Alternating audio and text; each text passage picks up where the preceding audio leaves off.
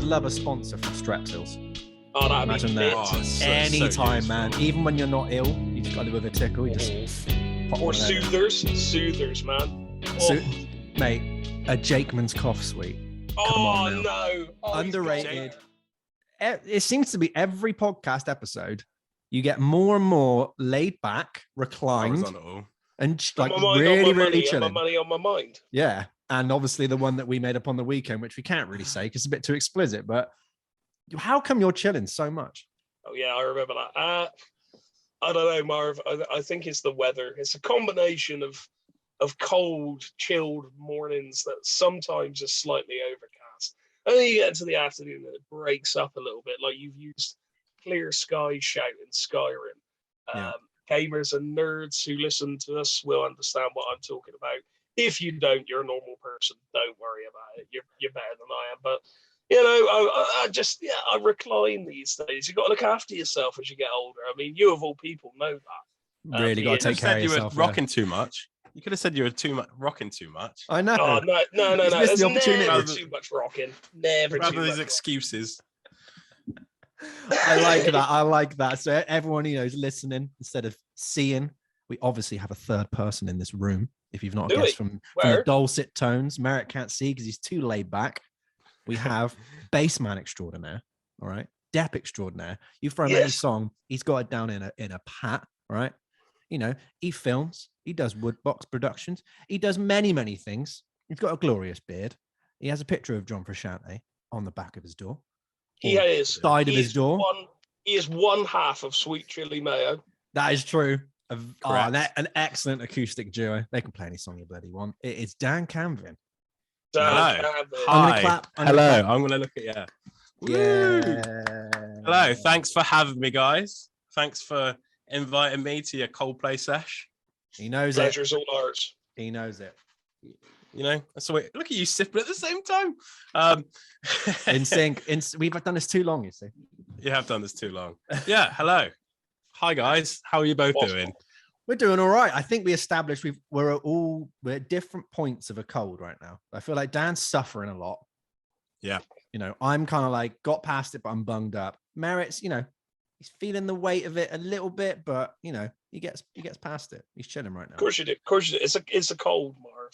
What am I gonna do? Lie down and cry all day? It's actually man flu, mate. Come on, we need to. You're doing half of it already, Mez. Yeah. I mean, honestly, I feel okay. It could be worse, it could be worse. Well, why were you crying on the phone to me earlier then? Oh, I feel really bad. Shut up. No, shut up. I don't know if I can talk about Coldplay. Shut up. No, You're shut dubbing him in. No secrets around there. There's no secrets. None of that rubbish. Yeah, I'm good, thank you, Dan. I've been what have I been doing? I've been playing a fair bit of Skyrim, been playing so much acoustic guitar that my left hand is ruined. The skin is peeling off. Nice. And I was playing with my cat the other day, and he clawed me like right in this top fraction of my finger. So every time I hold a pick and bend this finger, it hurts. So I've been enjoying that experience quite a lot. I recommend it to anyone who owns a cat and plays guitar. It's quite entertaining, actually. It's quite a good thing to sort of test and see how your stamina is. You know what I mean? But what about yourself, Dan? What's been on with you, my man? Been a busy boy. Also feel bad. Got my cold. I'm in that. Yesterday I'm my worst day of a cold. Today I'm a bit better, and hopefully it will just pass. Nice. I've actually talking about acoustic guitar. One bit of bad news is I've actually completely cracked the top of my acoustic, and now I can't play it. So that's I'll see if I can show you. Actually, he's gonna hit it too hard. So you can't really see it. Like this line here. Yeah. You can. Vaguely, I can. Yeah. You can kind of hear it. So every time I do a beat now, it cracks. Yeah. So that is effectively now useless. Man. Yeah, man. All right, we need to. Right, fans of the 50 ways. You need to. Let's get a GoFundMe going, Mez. Please. All right, let's get this. Let's get this guitar up and ready. I'm running because Dan is the. I'd say the holder of the beat, the rhythm guitar player, Sweet Chili Mayo. Right, Dom. Rhythm. he does all the lead stuff. He's all flashy, but Dan's there, right? I've watched him. I've watched his fingers bleed, right? All the way one through song into a set, yeah. And it was insane. That was literally like, what is going on? That was honestly that was the worst time that's happened. Recently I've actually put plasters across because it hurts about here. I put plasters across and it's fine. Sometimes the plaster gets caught, but I have to put like 3 or 4 plasters to make sure it doesn't. But yeah, unfortunately, Marv, you watch me bleed out within one song, and that is bad. At a wedding. At a wedding. Well. Bit of Game of Thrones, bit of Red Wedding vibes, isn't it? So love that. Dan, I got a little nugget of advice, some people would call it. There we go. Mez's guitar advice. So if you got, does it have to be exclusive to people with cats and acoustic guitars, or is this no, it doesn't have to be. Although it might work in this scenario. Don't say glue. Oh, okay. Never mind. Dan, have you tried glue? Yeah, have I tried glue? Honestly, I've had so many people ask me that, but I mean, I haven't actually tried it, but also plasters are fine. And my Plasters whole, do the job. basically my entire finger from there onwards gets absolutely ruined. So well, why don't you it would be a a lot of glue, just glue and just, yeah. I mean, that... dip it in and you're fine. The only reason why I say is because when I was in my classic rock cover band, the rhythm guitarist and vocalist Alan would regularly cut himself and he'd just dab a little bit. And Stevie Ray Vaughan, that man, insane bloke. He would regularly, because he played with like 13s in E flat. Mad. He would regularly like cut all of his left hand open. Oh. So he just put super glue in the tips and just carry on. Mental. Grim. But I respect it. Grim. Same with Flea, right? With all the popping and slapping. Yeah. Put super crazy glue in his thumb. You put a little picture up the other day and it was savage. Oh yeah, it was just, it was like, it was weirdly like here, wasn't it? Instead of on the tips, it was like just below. I mean, they must be rehearsing and getting ready for that tour, and he'll get somewhere someday. They'll be they'll be all right. He's all right. He's all right. Them chilly lads, I reckon they'll go far, you know. They'll be fine. Well, this could be a whole Chili Peppers podcast with Dan and me here. Like we could go on forever. And hopefully in the future we'll do some little like, I don't know, Patreon only videos and stuff like that for this. But you know what? I'm going to start off with a celebration, Mez, and Dan's going to be on a celebration. This is the official 1-year anniversary of this podcast, Mez. Yay! Little clap. Thank you to us. Well done, us. All of us. Our hard work. Hang on, I need to sip this before I show it. He's going to sip it. Dan's going to sip. Go on, there the we boys. go. Look at that. The boys. The OG 50 ways mug. Look at that. Nice. That is a special mug. You will never, ever buy that again. Yep. Don't need to. Last forever. Never. Right? No, they're all different now. They're all different. You'll never buy that mug again. That is very true, eh? Even when that breaks, I will keep that. And it will Gen 1. Gen 1. OG. I like OG. That. I like that.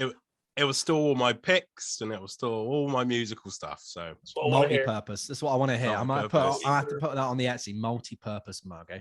Decoration, you know. You put glue in it and dip your finger in. There you go. Oh yes.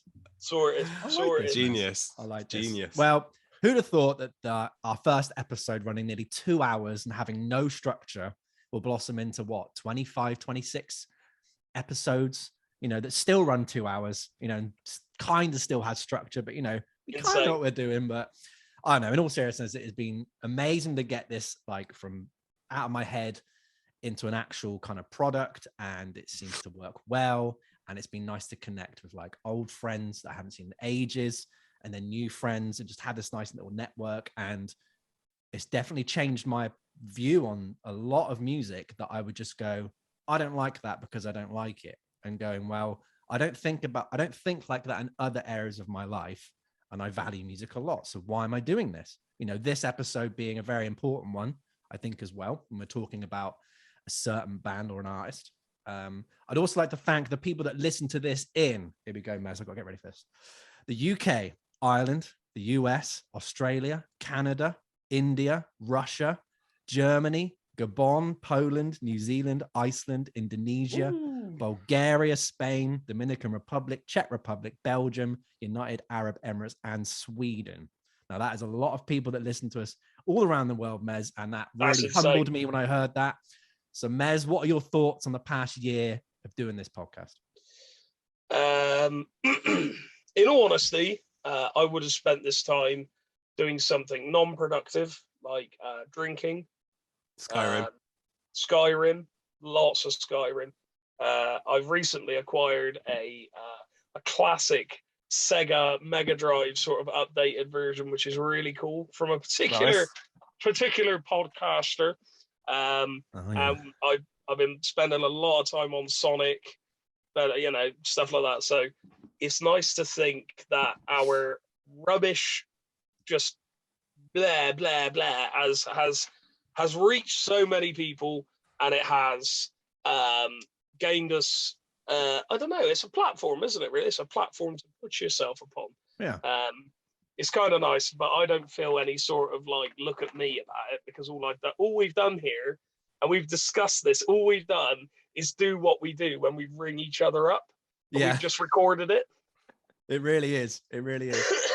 It's amazing, because I was going to say, just like when it was announced that you guys were going to do a podcast, it was like there couldn't be two other people I know who are more perfect for it. I mean, like the way you guys chat to each other, the way you communicate. Obviously, to the listeners, I've played with these guys so many times, and we've had little tours and done little things, and you know, and being around you guys is always so fun, and always so. Your insights are amazing, but also the way you rip into each other is just gold. Oh, so it's natural. It's natural.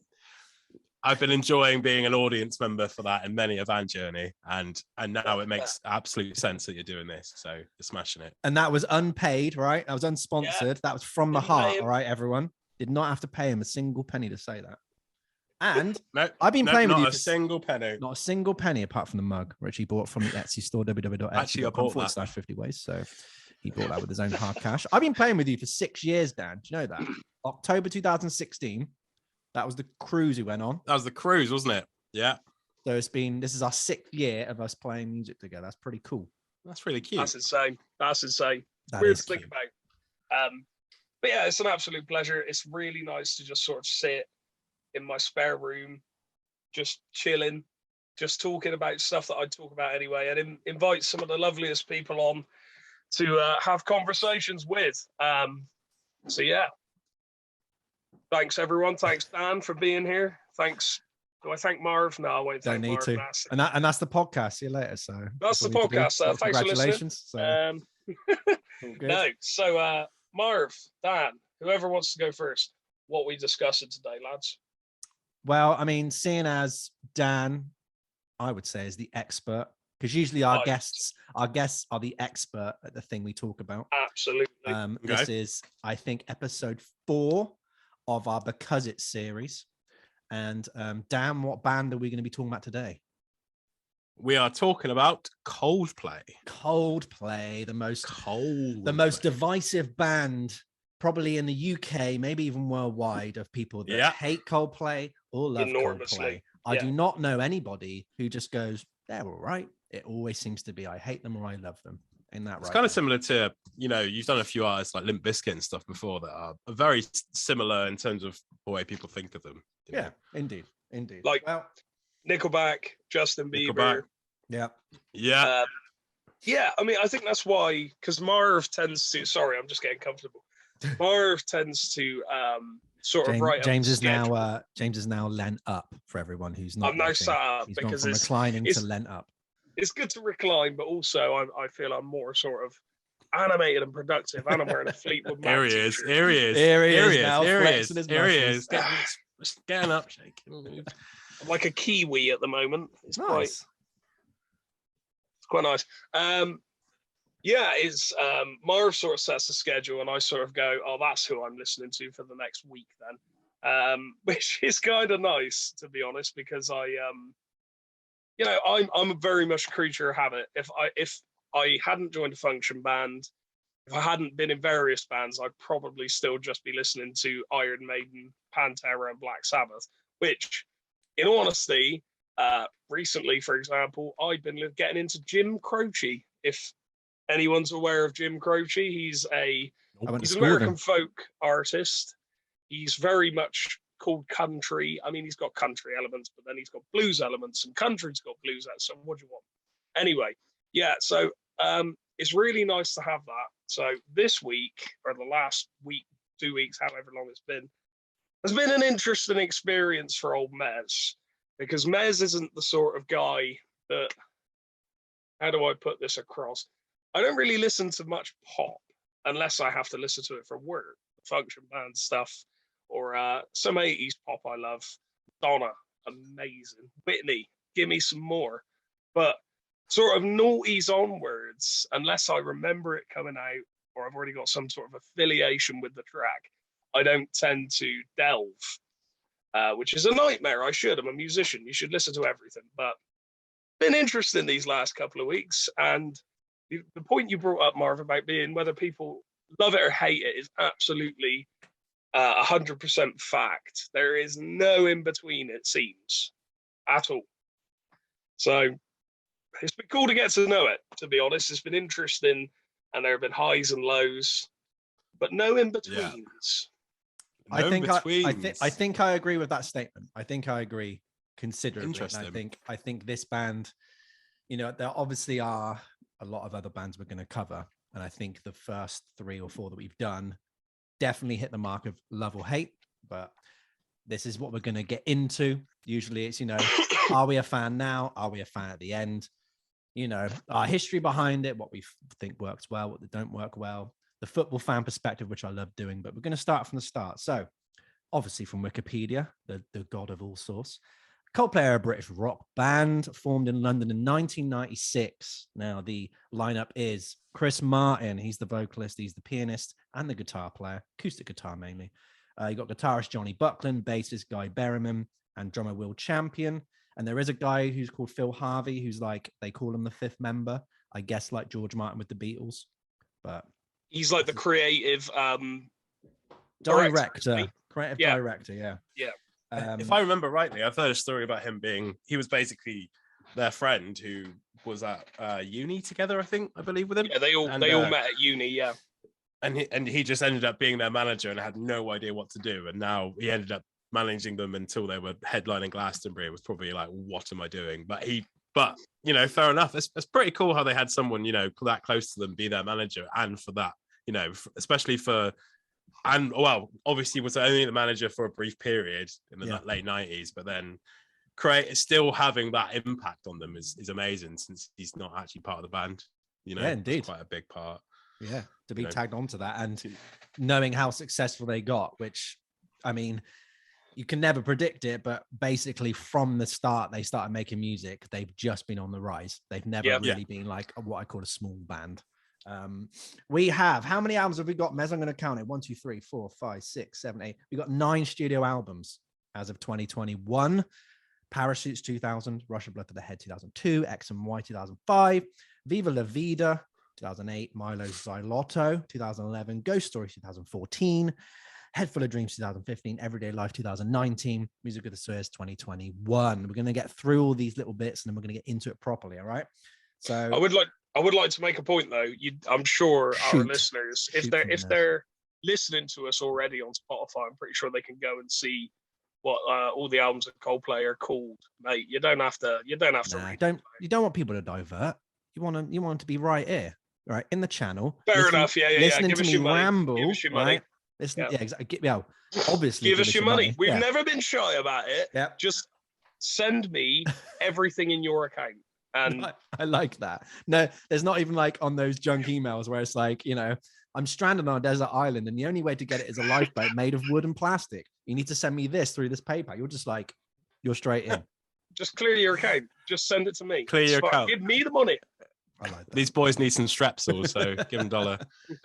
Strepsils, if you are listening, I'd love a sponsorship right now. That'd be great. Anyways, their first 8 albums have sold a combined total of 100 million copies, making them the most successful band of the 21st century, one of the best-selling artists of all time. They're also the act with the most #1 albums in the UK without ever missing the top, achieving 10 million selling singles in the country. So what I'm trying to say is they are a big deal. They've always been a big deal, and they've consistently been a big deal. And it doesn't seem to be changing. And I don't think it's ever going to change until apparently they're going to stop making music in 2025, but will still do little things, which I'm going to assume is kind of unheard of I think you could say, you know, with the Beatles stopping touring but still releasing albums is kind of the prototype of that. Then you've got the Beach Boys, who had like Brian Wilson being like, I'll make the music, you go out and play it. And then he was kind of sporadic. But I can't think of another band, you know, definitely from 2000s onwards, who have ever gone, you know what, we're going to stop making new music, we'll still carry on.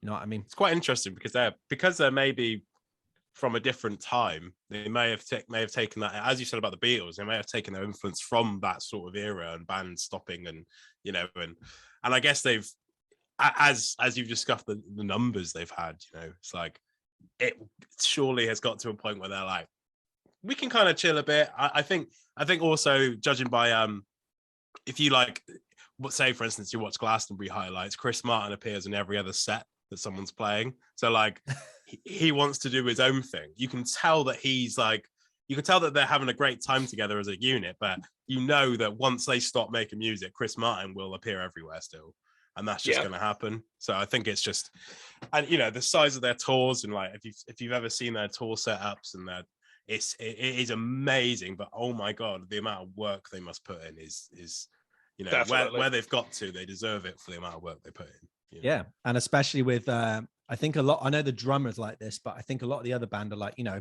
Chris Martin kind of takes all the media flack. He is, you know, the Coldplay for everybody, for the rest of the band just to lead normal lives, like cooking and hanging out with family. So for Chris Martin to put all his life into that, in the spotlight, of course he's going to kind of probably want to do, you know, things on his own. You've been to a Coldplay show, right, Dan? I have been to, I've seen them twice now. What era, like what year, and how was it? Describe it. So first time I saw them was my first full weekend at Glastonbury, 2011. Nice. So we're looking Milo, Xylotto kind of years. Yeah, so that was the first time they ever played Every Teardrop, the single.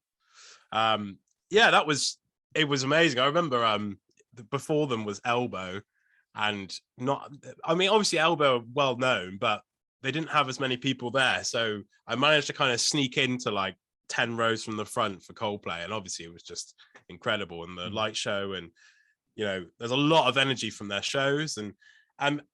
But I did see them a bit later. I saw them on their own tour. I saw them on the actual Milo Exoto tour. I saw them at the Emirates in London.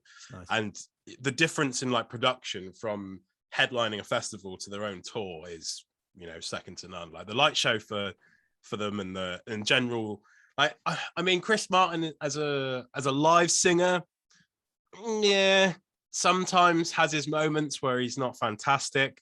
Like, I mean, it can be a bit pitchy, but I mean, you can tell that they kind of try and sort of slip that away and just put it into their energy and put it into the actual show itself. And when I saw them at the Emirates, it was the ones with the wristbands. Have you seen that? I remember that being a feature. Yeah, so I think it was someone from Bristol who made this, but basically they made like hundreds of thousands of these wristbands, these colored wristbands, and then they had someone with a controller, and they basically programmed them to work with certain songs. So like, for instance, Yellow, when they play Yellow, I remember it kicking in, so they're like kind of just like a 1, 2, get it, and as soon as that comes in, everyone's went yellow.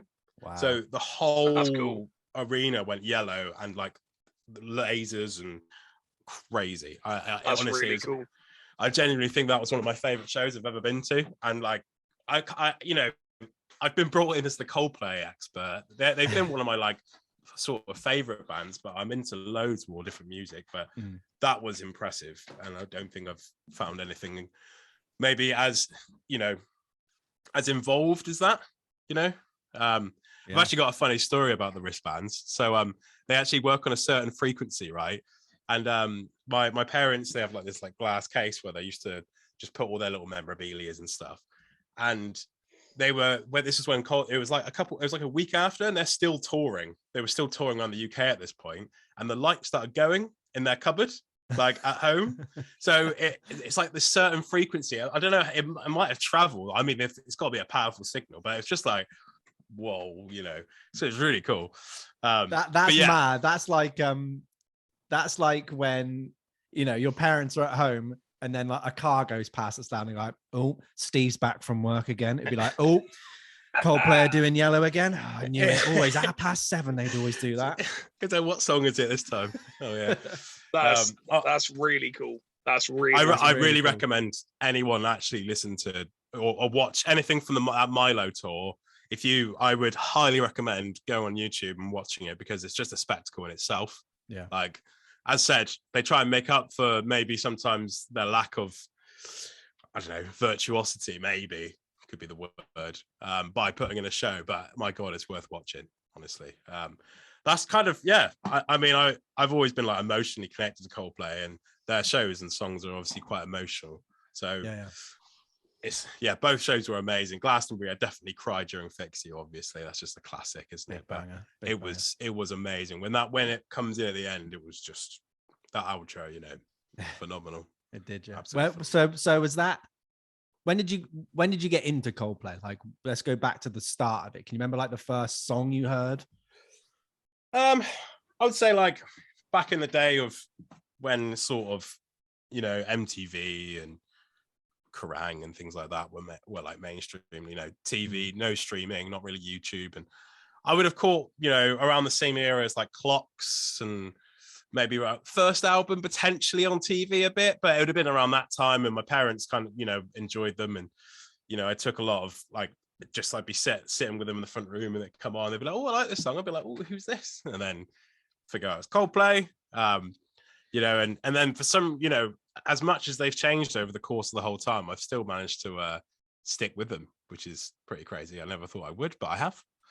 I'd say, it's just kind of through my parents, and emotionally, like, they've kind of come in at the right time in my life each time, I think, and they've always, because I had that sort of connection with them and my parents, and obviously your connection with your parents is quite special. So like it adds to that, doesn't it, when you like the same music? Of course. So yeah, that's kind of where it started, really. I guess my parents are the main sort of like influences for it, Nice. Mez, yeah. What about your history of Coldplay? Where do you kind of stand? My my history with Coldplay, and it's no well kept secret that I'm very much a metal man. I'm very much a hard rock sort of. I'm going to clear my throat a minute. Give me 2 seconds. Do you want me to impersonate you? Yeah, the thing is, right, when I'm listening to Iron Maiden Peace of Mind, there's no better riff than Dave Murray. So I tells you, I'm not going to listen to him. I to be honest, Marv, I ain't listened to them since about a few weeks ago. And I tell you what, they're still rubbish. I hate them. Get rid of me. That kind of what you're going to say? Yeah, we'll leave it at that. Okay, in fact, cool. If you can overlay what you just did to me going, I'm on it, Chief. No, my relationship with Coldplay Coldplay are one of those blank spots for me. I can't pinpoint where it was like, oh, that sounds okay, or that sounds rubbish. My metal elitist background, which no longer exists, I'm very proud to say, it kind of separated me from a lot of that music, a lot of that sort of music of that era, from noughties onwards, that was charting and stuff like that. And so I mean, I was aware of the big ones like Fix You and Yellow and stuff like that, Clocks. So I mean, the interesting thing I found when listening was how many tunes I actually recognized, and not just the big ones either. I was like, oh, that sounds like that. And to relate back to Dan, there was one tune, I can't remember which one. I did a lot of block listening for this one. There was one tune that I was like, oh yeah, they used that to advertise that festival or that show or that football match. You know what I mean? It was on an advert for something, and my brain immediately went, oh, like, that's from that. And I was like, oh yeah, so yeah, it is. Wow. Do you know what what song like that is for me? Go on. Beautiful Day U2 for Match of the Day. I can see that. Anytime I hear the start of Beautiful Day, I can see the graphics, I can see the visuals, I can feel what it was like to be like 9-10 years old. Yeah, that's cool. well, you can. That was 1,000 years ago. Wow. But 1,005 years ago. Get it right, mate. If you're gonna, right, mock my age, all right. You can carry on. I'll give you permission, Mez. You can carry on. Oh, I don't need your permission. Well, you do actually, because no, I don't need it. Permission granted. Use it well. Yeah, so it was a revelation to recognize some of these tunes and be like, that's from that. Yeah.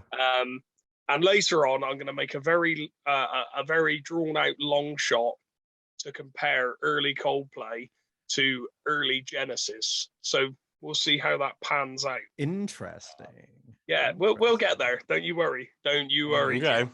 But no, there was quite a few tunes. My history.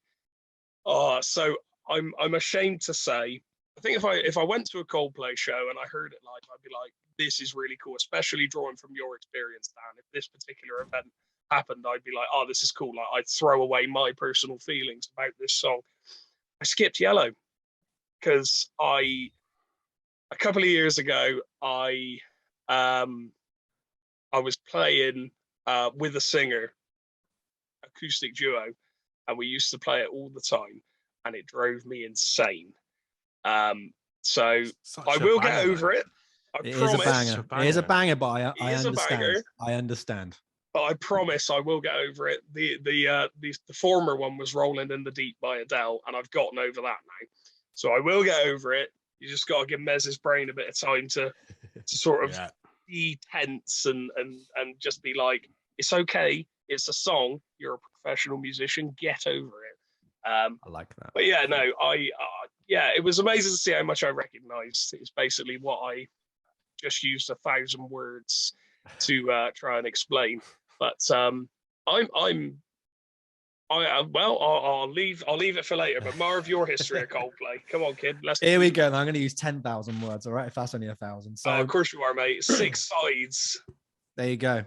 Right. When they came out with their first record in 2000, I was 11 years old. So I was just starting secondary school.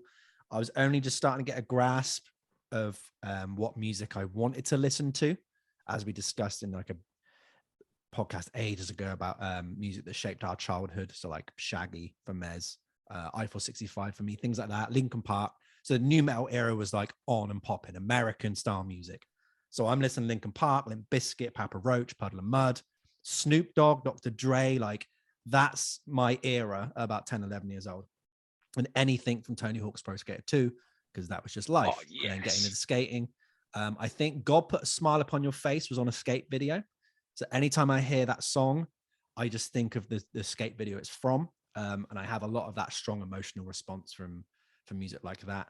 I knew of Yellow, sorry, Mez, but only in the sense that it was on the radio and I'd seen Chris Martin wet on the sand on the beach. So it felt like James Blunt, You're Beautiful, where the second you hear that song, all you can think of him is taking his clothes off and then jumping in the water, and you're a bit like, yeah, sweet. Cool, yeah. So it wasn't really in my world, but to kind of echo Mez, it is strange that when you kind of look back on it, you're like, they kind of have been floating in the background. I just haven't really pinpointed what it was. For my GCSE music exam, I only thought about this like 5 days ago. I actually did clocks with a drummer, but I hadn't listened to the whole song. So this is when I was just like, I want to play that song, and I just hard figure it out. So it was just the main riff, and then it was just like the variation of the main riff. So there was no other structure. We just did that back and forth for about 6 minutes, and you got the guy just sat there like, yeah, cool. And then we just kind of stopped. So it's weird to think that like I did Coldplay for an exam. Yeah, that's strange. Just strange. I actively started listening to him about 2006, 2008.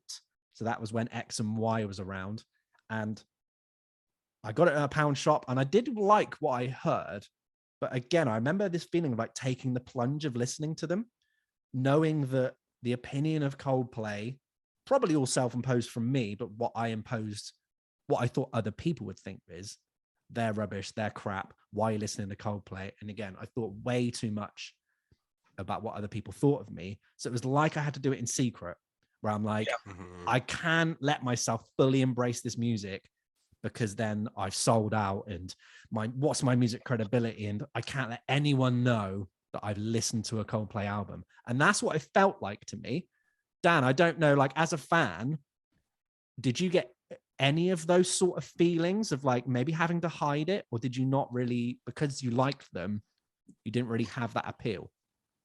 I've always been pretty like happy to tell people I like it. I've received abuse. I still do to this day from people who, for instance, my duo partner and Sweet Chili Mayo, Dom, doesn't always takes the Mickey out of me for liking Coldplay, and you know, I as you guys know, when you get older, it kind of dies down, doesn't it? It's like you like what you want. Yeah. It's like gets to a point where you just do what you want, isn't it? Without, and if someone does judge you, then you judge them for being judgmental. Yeah, I definitely grew up and had like throughout college and, you know, going to music uni, especially, you know, the amount of different people you get who like a certain type of music or this, and they would judge you on what you like and what you dislike, you know, but like, you know, if you think, you can just also reply back to people with being like, well, if you think about pop music, they've nailed it. Like as a band, like they have a guitarist, they play piano, they play their instruments. It's like, yeah, definitely. You know, and especially going to music uni where everyone's like, oh, I really want to do my really niche shoegaze, indie, metal, rock, and I hate Coldplay. And it's like, well, look at them. They work hard and they do their job. All you need to do is do the same thing. It doesn't have to be the same music. You don't have to bitch about them, supposedly, you know? So like... Exactly. Yeah, I've never really faced any actual problems with it. And I've always been proud to like them because they just write good songs. Yeah. Like, as musicians, you cannot doubt it, you know? You cannot doubt it. And if you do, it's just not letting yourself open to different realms. I think a lot of it stems from naivety, because the reason why I would shut anything out like that is because I either didn't have an understanding of it, or it's like for years, and even up to the last couple of years, I couldn't stand Rush at all. And it kind of struck me as weird because so many bands that Rush influenced, I love. So I was like, why don't I like Rush? Why am I shutting myself away from this experience? And I gave them a listen. I listened to like one album and I was like, this is sick. This is great. And I think if more people did that, you gain an appreciation. It's like you said, Dan, like they work hard, they write great pop songs. Or let's just take the genre out of the equation. They write great songs. Yep. And they've got what many would look at as a perfect formula, because like you say, there's guitar, there's bass, drums, vocals, piano, there's string sections, I'd even call them soundscapes. There's a lot of utilization of sound, like instruments as effects, rather than actual parts. And when that's used, like if I tried that, it would take me a while, and the first couple of examples would be terrible. But it's used so effectively, yeah, I think you do. I think you just shut it out because you think it's cool to be part of like an inclusive, like exclusive sort of nah. Oh, we can't listen to that. We can't listen to that. There are comments I made years ago.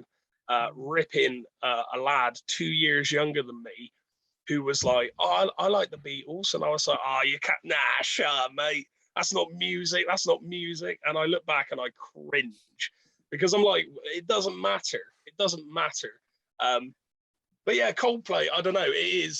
I think it feeds back into that sort of, oh, you don't like Coldplay, do you? It's that sort of level, isn't it? That some people will react to. And I'm here to tell you, Dom, you leave Dan alone.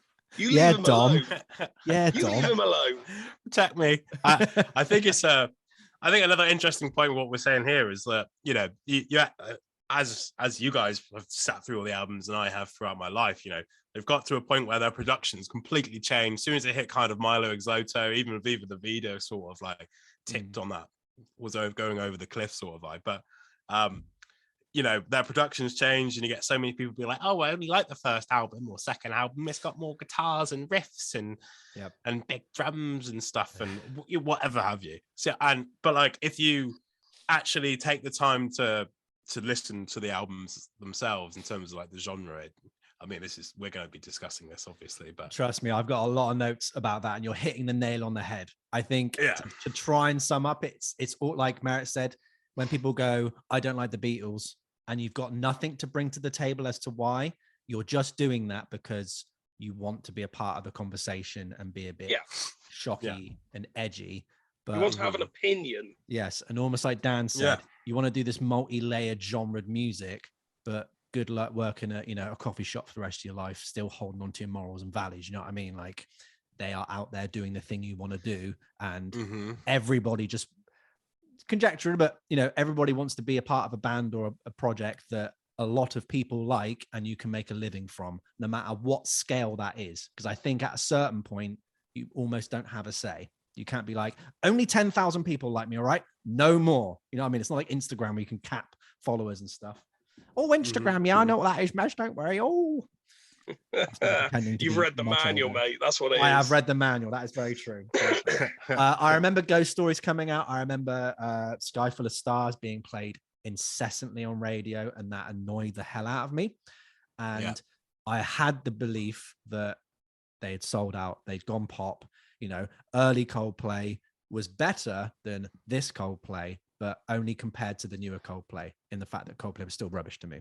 And they were just the Chris Martin band, similar to the Maroon 5 thing with Adam Levine, which I will bring up later on. We'll bring this up later on. Last two Coldplay songs I heard were Higher Power and My Universe. I preferred the former one rather than My Universe. It just had a bit more of a bouncier feel to it. And as a function band, we have avoided Coldplay for probably 6 years until we had to play it at someone's first dance. It was Magic, and our bass player, who very proudly has never listened to a Coldplay song the whole way through. So he said, no, even if I'm in the shop or whatever, he's never listened to one all the way through. So to learn this song on bass, he just listened to the bass only track, and he still has never heard. We've tried to literally hold him at a gig once when it came on. I think Viva La Vida came on, and he just squirreled out. So that's how committed he is to not liking it. And this again goes back to the points between what Dan and me are saying, where I was like almost embarrassed and had to publicly say it, whereas Dan just there like, well, I like them. I'm on the other side of the fence, so I don't care.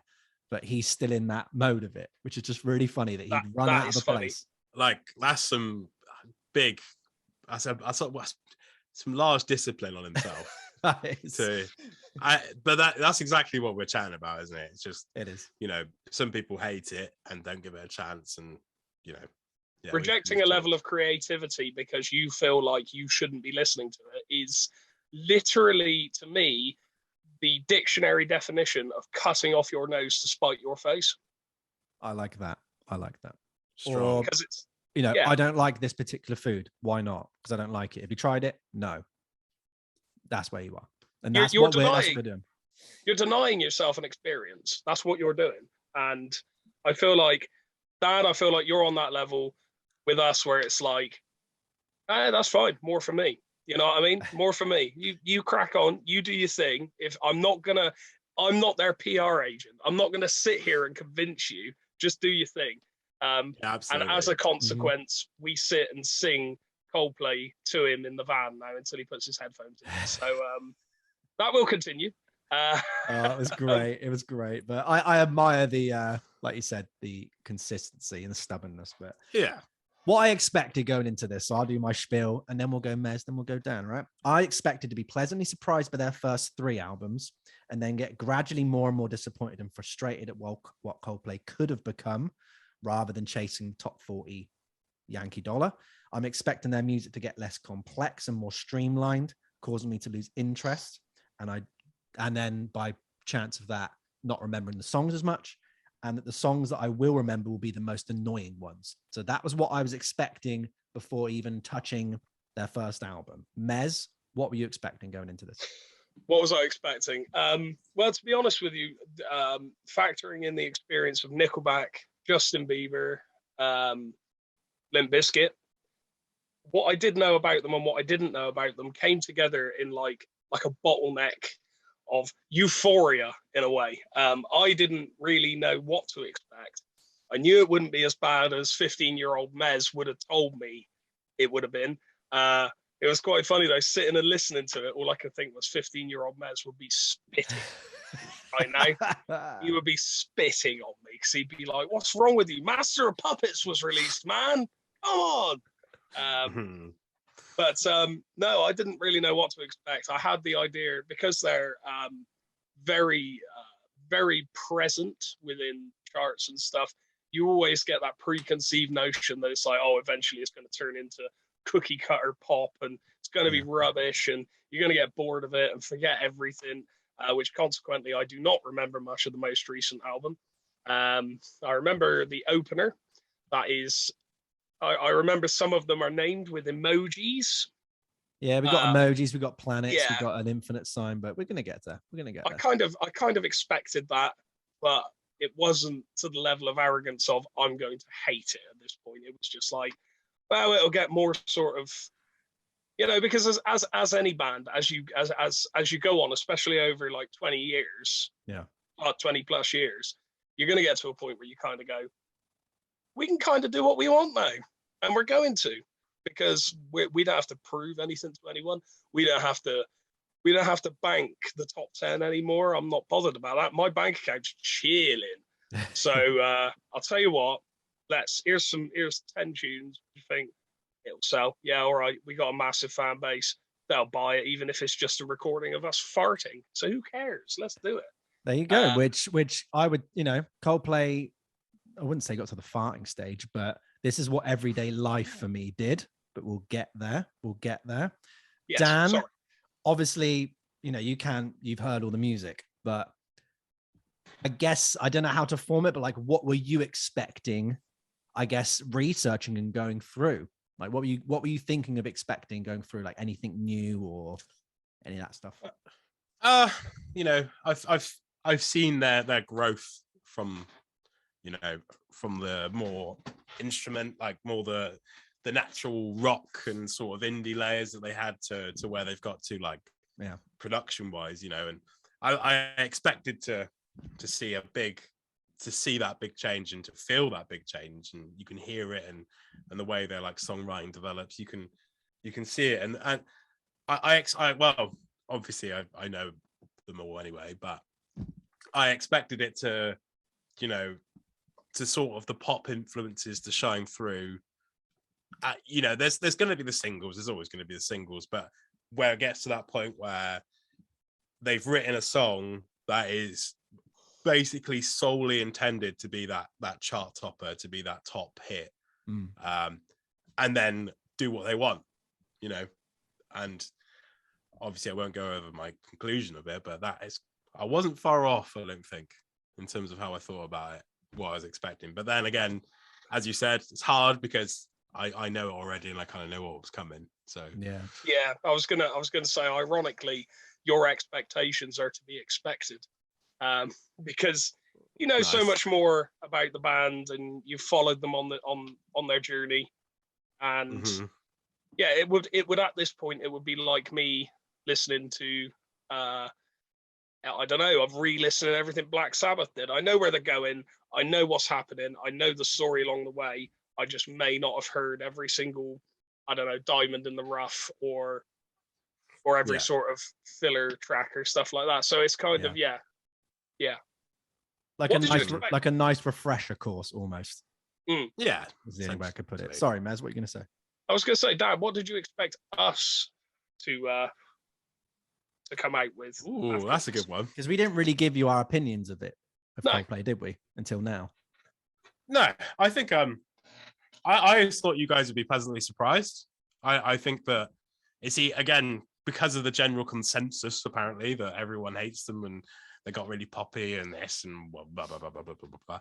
But I think because of the way you guys work and how you appreciate music, I think you'd be able to see their journey with a little bit more insight compared to a lot of other people. And I think you guys would end up enjoying yourselves, I think. And even if some of the music isn't your taste, like the production value and the way they craft their work is really impressive. So I think you guys actually would enjoy or would have enjoyed going through it. There'll be definitely points where I can imagine you're like, right, how many songs left? There's definitely going to be things like that happening. But I think genuinely you guys would have enjoyed the journey. See, you know what that says to me, Mez? Go on. He's saying that we're mature fellows that, you know, care about music, but more importantly, we care about strangers' money. All right. So if you want to hear us babble even longer with stupid little videos, you know, that come out quite regularly, patreon.com 50 Ways Podcast, right? We've got a Twitter that I never ever use, so don't even go on there. We've got YouTube, we've got Spotify, Apple Music. Just listen to us. Etsy, buy a shirt, buy a mug. All right. The mugs, as we've discussed, they can be used for so many things. All right. Just so many things. You can even make stuff up and just send it over and be like, look what I've done here. I've planted a little bonsai tree. All right.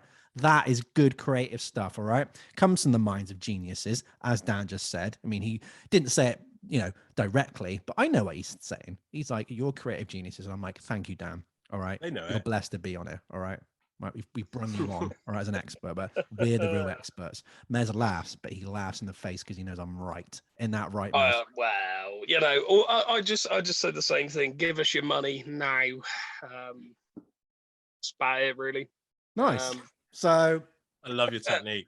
He loves it. Right. Should we go into what they do well first? First point of that. And yeah, who wants to kickstart it off? Who wants to say the first point? I will. James Mez, bring it to the table. You hit the buzzer. Well, you need a little soundboard that has noises on it. We do. That's your next. That's yeah, your like next a thing. little yeah. What was it like, Mez? One more time. Nice. There's a little in joke there because there's nothing better, right, than doing in jokes to people who don't know what the in jokes are, and that Mez. Oh, they love it. That's all good. Mez, kick us off. What's one thing you think they do well? One thing I think they do well. I think the hooks are mostly fantastic, very earwormy, very memorable, and not always exactly where you expect them to go. I wanted to say this. I think the first 4 albums are perfect for this. I genuinely believe that they're just, in a way, faultless, from my opinion, from my point of view.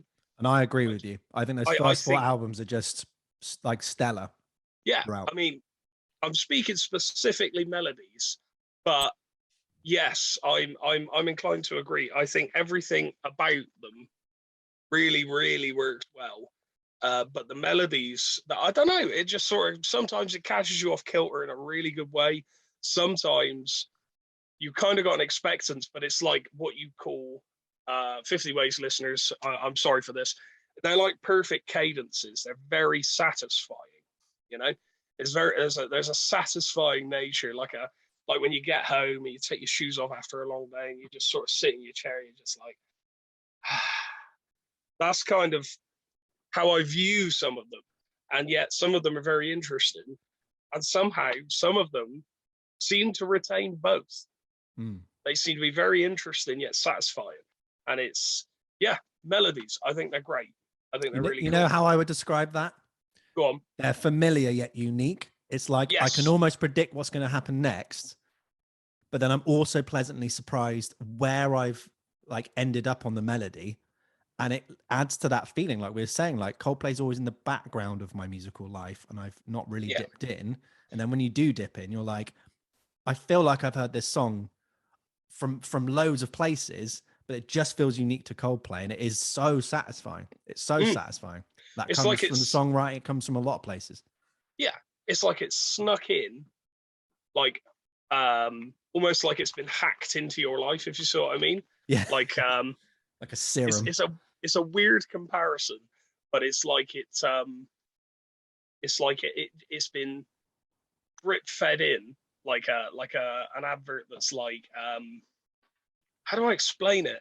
You know, you see those like films that are like hackers have somehow put this thing on TV, an advertisement or something. Oh, and yeah, like Anonymous or something like that. Yeah. And you're being brainwashed without knowing it.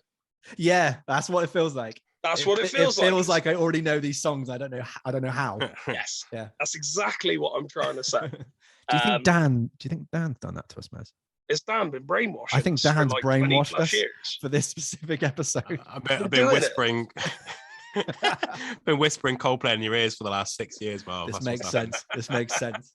No, that's what my opinion is on it. I think the melodies are wonderful, and give me more of them. give me more extended versions, please.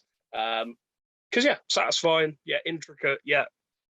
I've heard this somewhere before. It's like deja vu. Do you know what I mean? It really is. And I think to add on to your point, if we look at the singles, I think this is where it really is a great example. So whenever the singles of the albums came on, because I realized that I knew all the singles, but the main, probably the first couple of singles from each album, every time they came on, I'd be like, right, oh yeah, it's this one that goes, you know, this chord, this chord, this chord, or like, okay, this is the chorus, or it's going to play like this, or do like this, or the riff sounds like this. But then you'd be like, there's so many little nuances or little things to discover that you'd miss out, because you'd usually hear the catchiest part. So usually like you'd hear the chorus or you'd hear the piano riff and you'd be like, oh, that's how the whole song go. Like with me with Clocks, it was like, there's only 2 parts to it.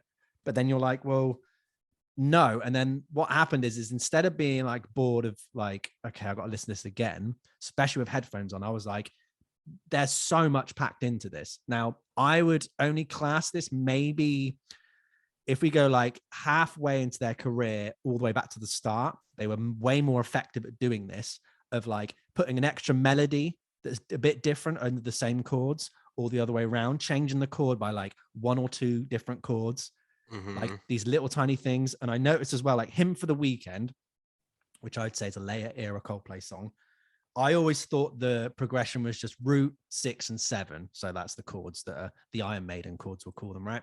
And I thought it was played very, very stock, like on the piano, but actually it's not. There are just little tiny nuances that don't get too like nerdy, where when you listen to my headphones again and you're like, oh, wow, that's actually a bit more intricate than I thought. And it ropes you in, because all I was thinking was the second I put that song on, okay, it's the one where he just says hi, hi, hi, and then Beyonce's on it. Okay, it's kind of throwaway or kind of nothing, but it's really, really not. So like, I was really surprised, especially to hear that and later on their career. And I think their singles really show you what I've just said and what you've just said, of like, oh, there's way more to them. Like, actually listen to the song rather than just you going around a shop and then Trouble comes on. You're like, oh, cool. You know what I mean? Dan, would you agree? Any thoughts with that? Well, my thought was like a perfect mix between you both. You know, like you're saying that they have such wonderful melodies and they like figure it out, and they're always catchy. They always get you. And I feel like, you know, you can look at Coldplay over the course of their albums, and you can say that they've found the perfect paintbrush, which is the melody. Yeah, they just change the canvas every time. That's essentially what's happening every time they're writing an album. It's just they're bringing out a new canvas to explore with, but they're also focused on making sure that the base level, the canvas is right, instrumentation and changing stuff. Like, even like, as I said, little subtle things like that made me think of the second to last chord in Coldplay when in Yellow, sorry, when it quiets down. It's like, yeah. I'm pretty sure it goes from major to minor. And it's just like, it means that fall down to the root, down to the E major. It's just like, ooh, okay. It gives you that sort of like elevation in that mood, and that subtle little change can really make a difference to how someone feels when they listen to that music. And that's what they're really good at, bringing in those sneaky little elements, but then being able to craft like a perfect melody that stays in your head. So that sort of mixture just is what's kind of, you know, brought them to where they are now, I think. Perfectly said, exactly. And the fact that Yellow, I tried to watch the documentary, but I think you have to pay for it or something like that, and I'm a cheapskate. They were like recording the album. I think he just walked out and was looking at the stars, and he literally said the first line, and that song came really, really quickly. So the fact that that little detail of like one chord, which changes this whole emotion to this song, could have easily just been taken out, because we know what it's like when you write a song very quickly. You're just like, verse, chorus, okay, that's cool. Let's just get that down. Cool, that sounds all right.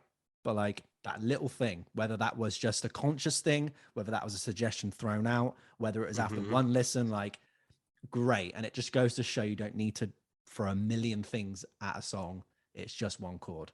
And I agree that their first 15 years of singles, they were really, really good at that and focused on that.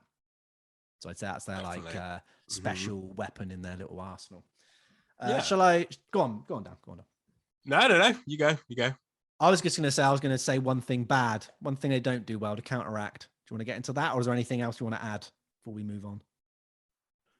think I've covered what I, Oh well, maybe the other thing is production in general, but I mean that kind of comes with money, comes with record labels, comes with development, doesn't it? But you can definitely tell that they've worked on their production like values and how they want to portray themselves over the years, and as some of it has definitely changed to the more electronic sort of era as time has gone on there. But one thing they do well is matching what's happening at the moment and still being culturally relevant as they've gone along in their career. That's 1000%. Even like Milo Exoto 2011. So you think about sort of pop music at the time during then, it's like they're bringing out Every Teardrop at that point where there's a drop, and during that sort of early 2000s there was a lot of the EDM sort of stuff, wasn't it, that was coming out, and they kind of timed that, and it was controversial, and maybe that was one of the first things that, as you said about the first 4 albums doing that, they then went to something more electronic and a bit heavier in that sort of light, and actually like putting that forward in the music rather than keeping that behind as a texture. They actually now focused on that, but they knew that would do that would be popular, and they knew that would work, but they still did it in their own way, and that was just really clever, and that's again kept them relevant for the last, how long they've been together now, 23 years, 24 years. And I think again Paradise, what a perfect example.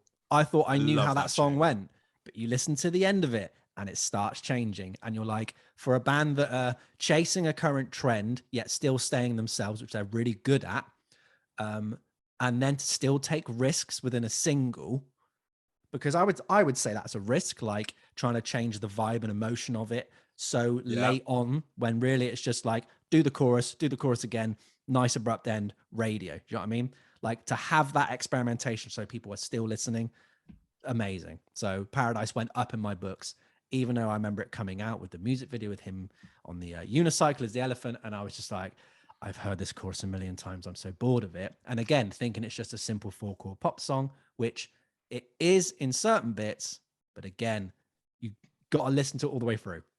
You do. Mez, I've got sorry, go on, Mez. I want to hear what you got to say, Canvin. Let's go. Yeah, he's the master. Oh, well, it's quite interesting, especially as you mentioned Paradise. I mean, we're going to come to our top songs, in this podcast, but Paradise has always been, as I said, I've always been emotionally connected to Coldplay, and Paradise was always one that it came to me at a certain time in my life where I was around other people who enjoyed Coldplay, and it's when I first came to uni, actually. This song Paradise came out, and it was actually someone who I was friends with in the same block of flats, had a bit of a tragedy with their family, and that song meant a lot to her when it came out, and it hit her like emotionally, and since then it's really like it hit home. Like, I couldn't listen to the song for about 2 years after this. Wow. What happened, but now I can listen to it, and now I can enjoy it, and I get that sense of emotion from it. I just thought I'd tell that whilst you mentioned Paradise. But that's great. That's great. And it's just a cool emotional connection. Yeah, and it extends the shelf life of the song, and it goes from something that sounds nice that you get bored of to then the emotional attachment. But then it's so cool when you can change the emotional attachment to something more positive, which I guess is kind of a metaphor for when they change emotions through their chords. I mean, I don't want to sound a bit too hippy-dippy, but you know what I mean? Like, yeah, that's great when songs can do that. Mez, you were going to say something. You look like Stone Cold today, I must say. I am stone cold. He's coming back. He's coming back. 316. Where's the beer? I need a beer. What was I going to say? Yes. So back to the whole staying relevant, but still retaining your own originality. That is a real green light in my book. That's really cool, because so many bands try and so many bands fail at doing that. It's a very sort of two-sided argument, that anyway, isn't it? But the fact that they managed to incorporate like things like we were talking about, like the drops and that, and it still sounded like them, and it still sounded fresh and Coldplay, and people still wanted to hear it. That you got to respect it. You can't help but not, because as musicians, we can openly say, like, in our original projects, right now, in the future, 10 years ago, whenever, I don't think any of us have ever been trying to do the ilk of sort of, oh, let's listen to the top 40 and let's see what's going on. Okay, well, let's try and do something like this, because we're all in function bands, because we've been in function bands for years and playing like the top 40 or whatever. You get not, yeah, all right, I'll say it. You get sick of hearing it, and you get to a point where you think, okay, this music's fine, but it's not what I'd write, you know. Mm-hmm. And it's not an arrogance thing. It's just I'm not sure I'd gain. Yeah, exactly that. I'm not sure I'd gain the personal enjoyment, the personal gratitude out of writing a 4 or 5 chord pop song. So the fact that, yeah, I know they've been around for a while, and experimentation and stuff has been going on for years, but the fact that they managed to do that, still retain their own identity creatively, that's amazing. That, for me, takes a band from me liking it to like, geez, like, I'm almost in awe of you guys, because you've managed to do that successfully. Not many bands manage it. Not many bands do. I was about to say that.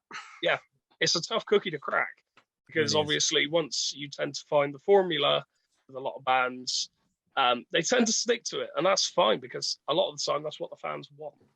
And you want to please your fans, you want to please the public, but obviously experimenting, it's not just about gaining a whole new audience. It's also about, how can I grow as a musician, as a songwriter? How can I utilize this tool and put it in my skill set and make some sort of good use out of it, rather than just here's a 1-5-6-4 chord progression, here's a standard major melody, yeah, let's check that out and see what happens. You know, it makes all the difference in my view. Not that there's anything wrong with 1-5-6-4 chord progressions or major melodies. No one send me death threats, please. I am already falling over the post in the front room. All right.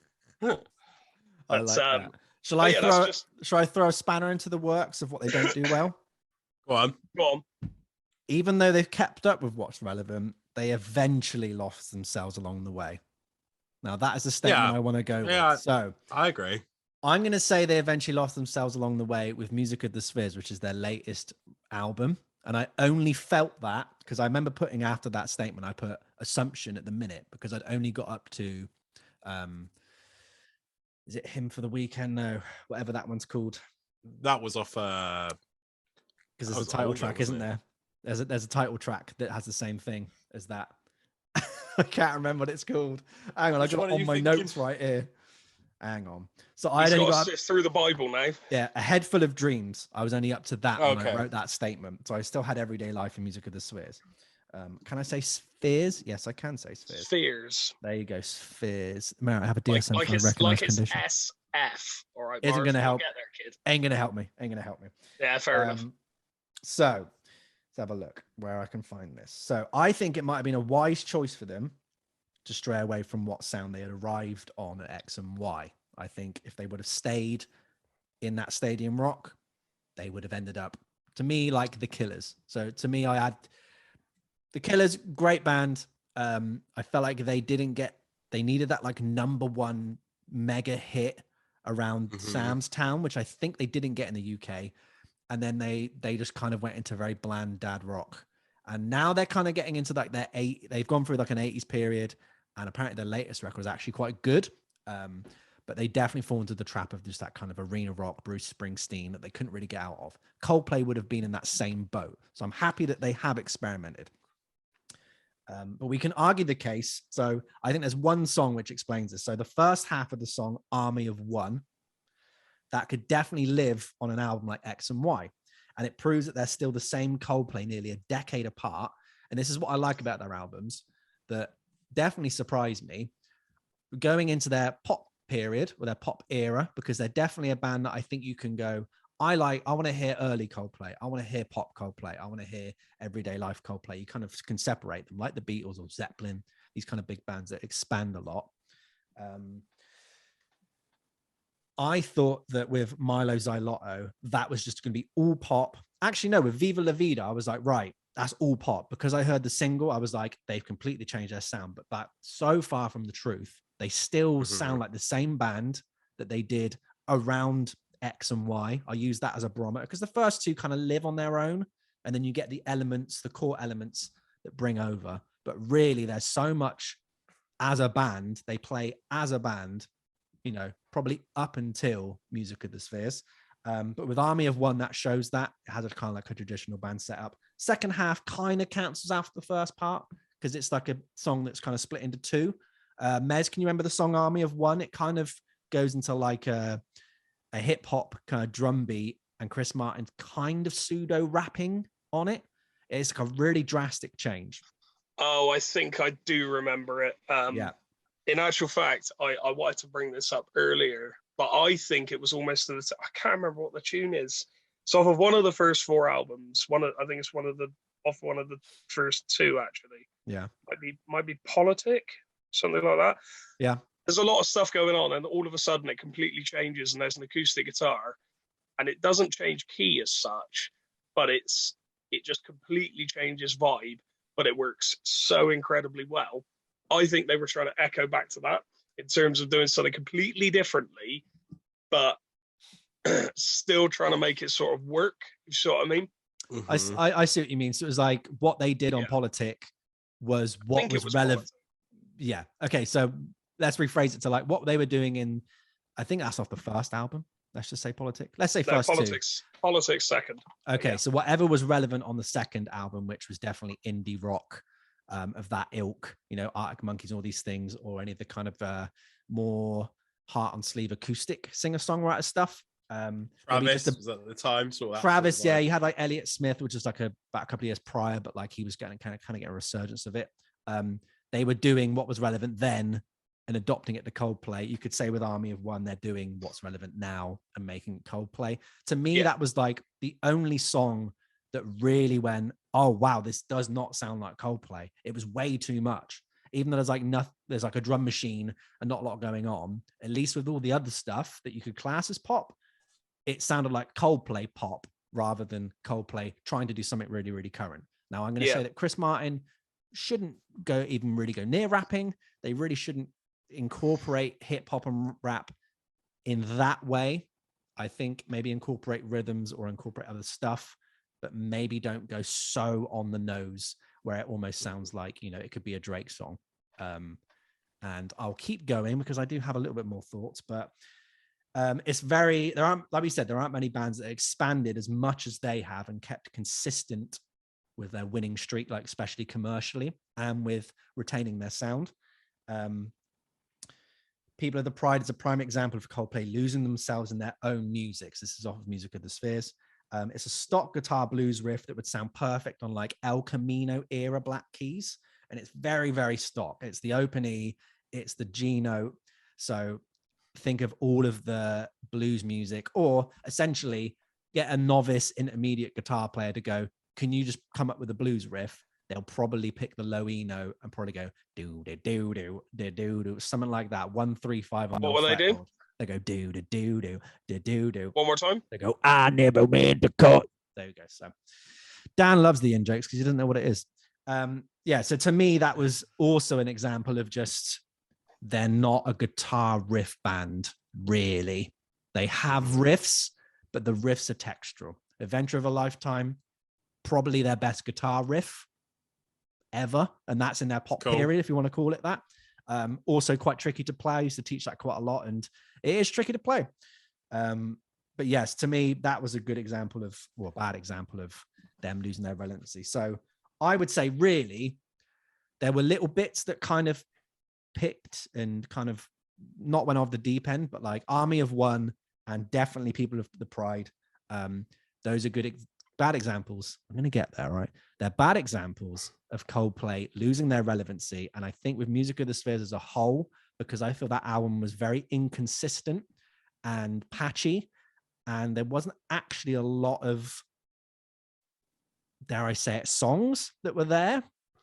To me, it's very interesting, especially after Everyday Life. Now, Everyday Life, beautiful. Like such a good reset button. It had so many different genres on it that they've never even touched before. And I was actually excited to hear Music of the Spheres, and then got very disappointed, which I hadn't experienced up to that point. So, Dan, what are your thoughts on kind of maybe those two songs in particular, and maybe of the fact of, do you think this is now going to be where Coldplay are going to start becoming irrelevant and doing music that doesn't sound like Coldplay pop? It sounds like Coldplay doing pop. Ooh, strong. I've gone in there. I've gone in. You have gone in there. The songs you mentioned don't come straight to my head, so I might have to skip that part. No worries. But in terms of the way they kind of are which way they're going, you know, before they even released this album, as we mentioned earlier, they've announced they're going to stop making music, so they know they're going to stop trying to be culturally relevant at the time. But yeah, in terms of what you said there, I agree. Everyday Life, I thought was amazing. I thought it was a reset button. You know, they went from Milo being extreme production to then Ghost Stories, where they did try and like bring it back a little bit. Yeah. I wouldn't say it's like fully. I mean, obviously you still got A Sky Full of Stars, but it wasn't so. All the electronics in it and all the textures all felt a bit softer compared to where they were leading up to. Indeed. And then Everyday Life I thought was an awesome album, different concept, and brought a lot. But in terms of where they're going to go and Music of the Spheres, that definitely the newest album felt like a last minute sort of save on themselves. You know, is it BTS? That's their name. Yeah, you got BTS, you got Selena Gomez, and you've got Jacob Collier. I think of the main. Yeah, he does backing vocals on one of the songs, doesn't he? Getting artists that are relevant to come in and do. Obviously, they had Beyonce before and things like that, but they still managed to create their own, you know, feel to the pop music as such. But it does genuinely feel Music of the Spheres that it is a little bit trying a bit too hard, and maybe I feel like they might end up going back into the more like, let's do what we want for the last few years of our career. Let's write some music that if no one else likes, then fair enough. I feel like they might go on that direction. I don't think they're going to try and stay as relevant as they have done as they grow. I feel like it's, but you never know. Again, you look back on the albums and you just don't expect what's coming next, really. And you're either going to like it or you're going to hate it, as you've discovered, Marv. You didn't know what to expect from Everyday Life or from Music of the Spheres, and they both come out a bit different to what you believe, you know. So it's quite hard to think about, predict what they're going to do. But I feel like they're going to bring something out that's definitely more Everyday Life vibe than Music of the Spheres vibe from now in terms of development. I think that's what's coming next. I would really, really hope so. And again, that is a strong point, that every album lives on its own. The first two do meld slightly, but like they're a new band in their early 20s who were just automatically very popular. And what do you do when you found a formula and a product that works? You probably do want to repeat it for a little bit, because like we've said, and like everyone, if you're a musician, you know, you go straight out on tour, you tour for 18 months, and then you got to try and write and record a follow-up. Especially if your debut album is very, very good, you're probably just going to want to do that formula and then have another, you know, the album to figure it out, which they did. Mez, thoughts on the Coldplay kind of now tipping into irrelevancy with their latest album? So first of all, I'd like to start off and say, don't you dare criticize anything about those first two albums. They are wonderful. Didn't criticize. I just said that they are very tonally similar. They're very tonally similar. Melding and you've got a formula. You've got to agree. You've got to agree they're similar. If the formula's perfection, I want more of it. It's welcome, and I'm here for it. So what I think, much like I mentioned earlier, much like we all sort of agreed earlier on, they are at a point where their notoriety is enormous. Everyone knows who Coldplay is, and they have done for quite some time now. Given that, like you just said, they sort of released those albums and shot off into the stratosphere. That was not a play on Music of the Spheres or anything like that. But I liked it.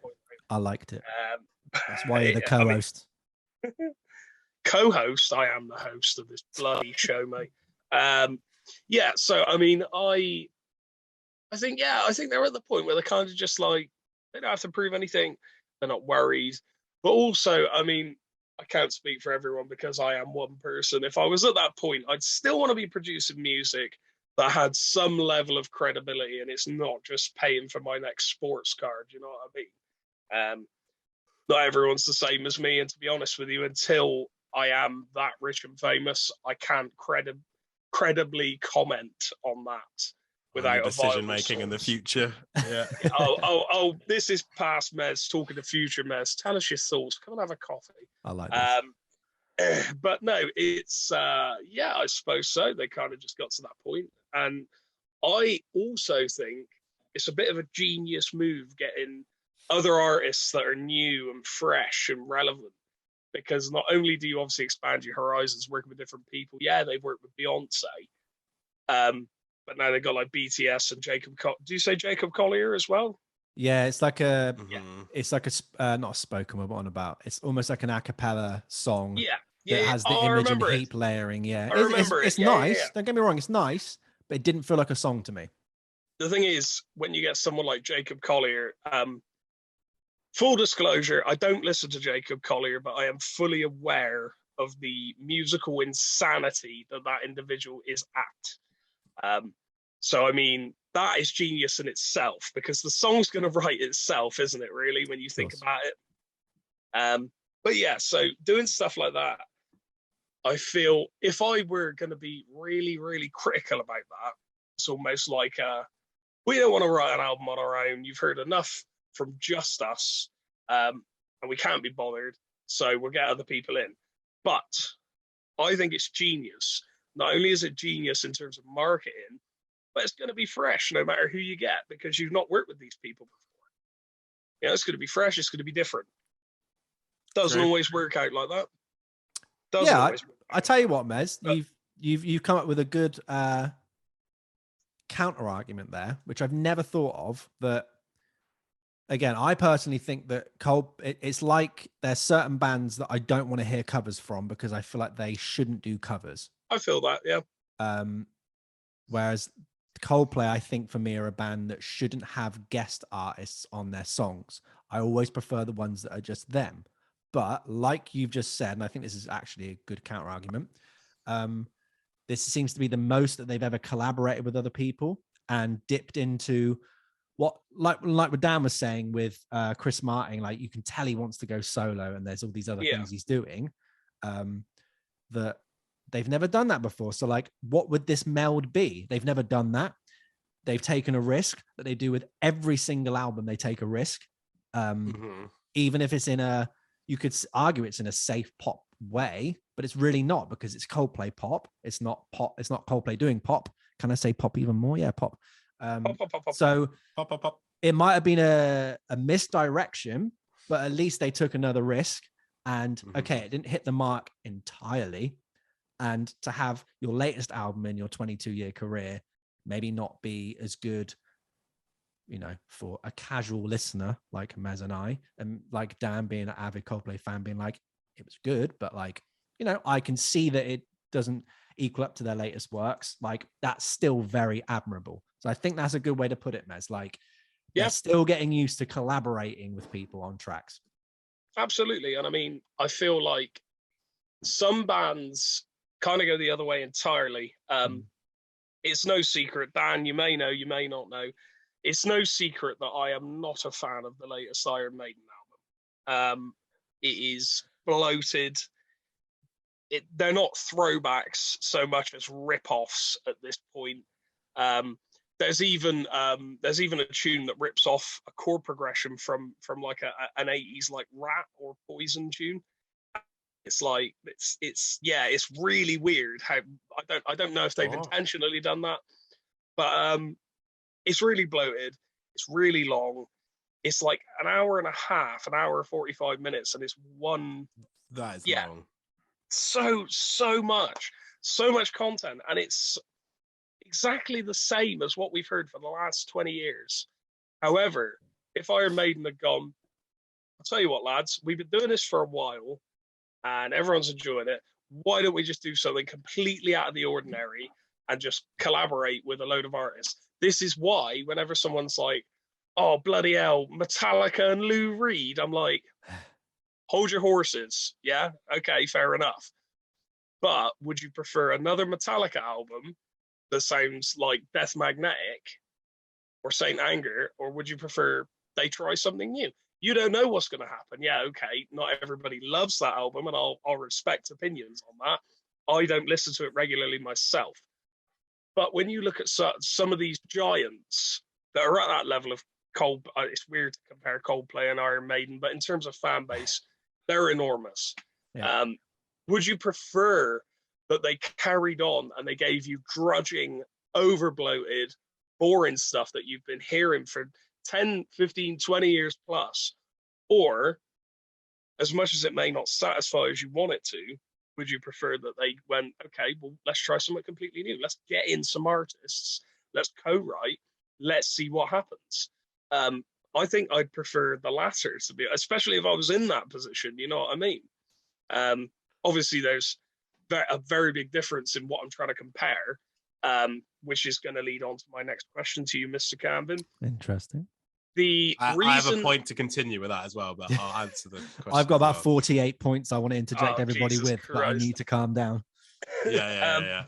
What I was going to say was, so the reason why Iron Maiden have not changed what they've done at all is because the fans have done the consistent same thing. They've gone out and they've bought it on every platform, and the reviews have been stumblingly good, even for this recent one, which I'm sorry, objectively, it is bad. It is not good. It's not badly played, badly performed. It's just boring. Very quickly, what would 15-year-old Mez say about that, the new album, though?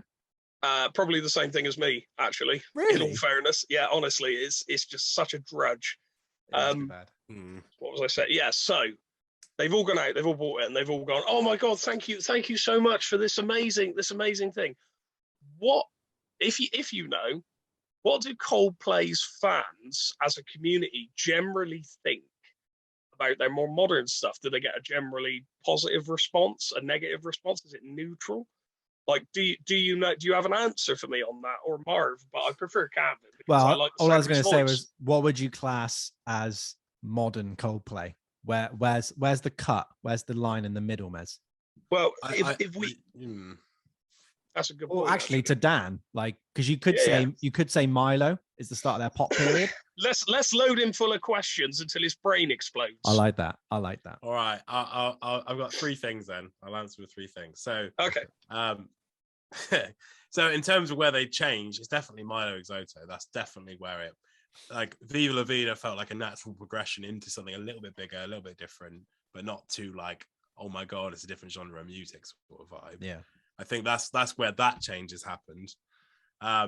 In terms of like Coldplay fans, I think you could easily, I mean, I'm not 100% sure on this. I mean, it's just from what I've seen over the years, but Coldplay fans went from being hardcore, loved the first four albums. They had such a unique style of writing, of music. But as soon as they started writing the poppier hits, it didn't feel like there was a specific type of Coldplay fan. It felt like it, because they opened themselves to the world, there wasn't like a community of it. You know, like you think Iron Maiden, you think metal as a community. And this is where I was going to lead on to the third kind of point that I was going to mention is Muse, for instance. Like, I was talking to Alex actually before about Muse. They just released a new single and it's the same lyrics, it's the same theme, it's the same this, but Muse have always been a band that have had a really strong fan base. And like, you're not going to get people who like Nicki Minaj who like Muse, but you're going to get someone who likes Nicki Minaj and likes Coldplay. You're going to get things like that. It's because they've opened up and generalized what they do, that's their thing. But like Muse but if you like Muse, you like them. Again, same as the Fisherman's Friend, same as all the things we've discovered, Marmite. They are a similar sort of act, really. And all people want from them, their community, because they're so loyal and because they write such specific music, all they want from them is to hear their heavy stuff and to hear their first 2-3 albums. But like Coldplay has just got to a point where they can kind of do what they want, and no one's their fan base aren't going to question them, because there's probably not enough of them from the first 3 or 4 albums. There's people who are still going to enjoy their music, but they're going to get to that point where they just appreciate that they're still around, I think. And I don't think there's any specific like community of Coldplay fans. I think it's just spread so far in the world that there's no one person that you'd be like, I'm a Coldplay fan, I hate everything else. I think they're very much like, it's just a pop thing now, isn't it? I think that makes sense. That's how it feels to me. That does make sense. And for it to be less of a community and more of like a, how would you explain it? Like, not a shared consciousness, but that on that kind of level of that, there are no die-hard fans going, play something from Parachutes, play something from the first EP. You're never going to get that. You're always just going to get, like you said, people who are just kind of like, sweet, I got to see Coldplay last night. Don't get me wrong, there's definitely going to be still people who are like that. Of course, because, yeah. Of you know, course. like, again, we talked to other musicians who rate the first however many albums, but yeah, I feel like it's just, you know, going from like 80 to 20, what it was, to it's now to like 70 to 30, I'd say. 70 is just kind of pop fans, 30 is the diehard fans who want to hear like the, you know, B-side from Parachutes or something, you know. You're going to get that at a smaller level now than you would before. but I like that they've got to that point, because I've done this with bands. Like when I got in, I'd say between 18 and 21, or 17 and 21. So I was working as a janitor at a school, and that's when a lot of my musical growth really happened, in terms of like listening to albums and getting all of the albums by a band and just going for it, gung ho, like obsessiveness. So like bands like Blink-182, okay, not musically expansive range wise, but you listen to their first 2 records and you're like, oh wow, this is like really, really pop punk. That's really strange. First 3 Chili Peppers albums, completely different band. I love that. I love doing that. And you're like, oh, wow, like it'd be mad to think, you know, you can go to By the Way by the Chili Peppers and be like, that's pop. What sellouts? Completely different band. It's not even the same band. And that's coming from a diehard fan. Fair enough. But Coldplay, I guess, have that similarity. You're going to have people who get into them now because they're in their pop sphere, no pun intended, and they're going to go back and go, what are their first albums like? You know, that music isn't popular anymore, kind of acoustic led pop rock of the early noughties, like I said, Travis, like that's just not in favor. And people are like, wow, they sound completely different. They're going to find that. And like I said, they're going to be like an eras band where, you know, right now, I think I like early era Beatles. That's what I'm yearning to hear. Zeppelin. I'm probably going to want to listen to like Led Zeppelin 3. I think Coldplay fall into that, and that's what's great about the fact that they've kept up, have become they're relevant with the times. Maybe up until now, they could be proven wrong, and can have these, like you said, these cross sector of fans. Now, I would say another good thing with Everyday Life. Another good thing that Coldplay have done is they've never gone back to their roots and done a Back to Their Roots album, which to me is always kind of a death knell, where it's like, we've gone back to their roots. What we've done is we've listened to our first albums and we've really found out what works, aka our latest stuff didn't make any money. So what we're going to do is we're going to rip off our old songs. Coldplay have never done that. Now, Everyday Life. Muse. Yes, indeed, Dan. Well done. So what I like about Everyday Life is it's like Coldplay have gone back to the instruments of their Back to Their Roots or their early stuff, but it is what Coldplay sound like now, which I think if you look at those early fans that are like, they've changed, they've gone pop, Selena Gomez, like, oh, I'm going to throw up, like stuff like that. They'll like Everyday Life because they're like, oh, acoustic guitar. Oh, he's done a swear word there. Oh, that's a real drum, that is. Oh, look, there's just like imperfections and everything.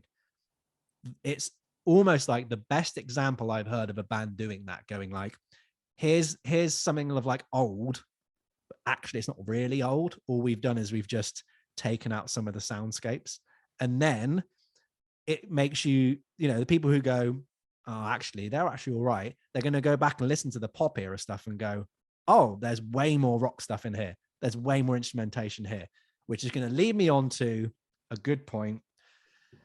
How good is the guitar work? How brilliant and how important is the guitar work to Coldplay? Incredible. Is that a statement or is that just what? I mean, question? It was almost like a.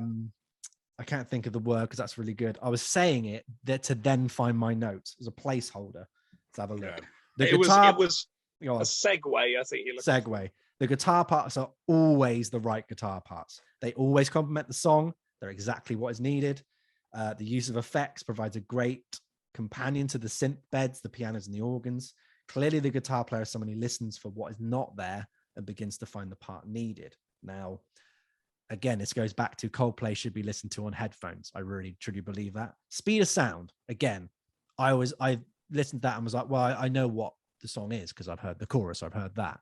But what I didn't actually notice was the guitar part doubles the piano riff, and you can only really feel like the weight of the guitar. You can't really hear the notes, bar like maybe one or two at the end.